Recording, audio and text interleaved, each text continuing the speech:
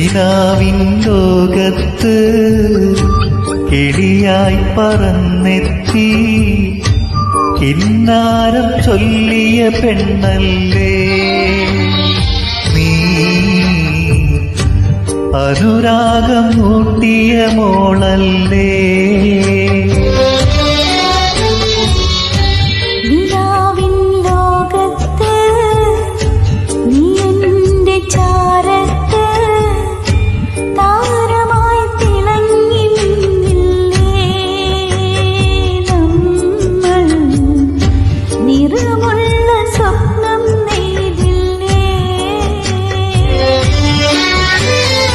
ഇനിയും ആ കഥ തുടരാൻ നീ പോ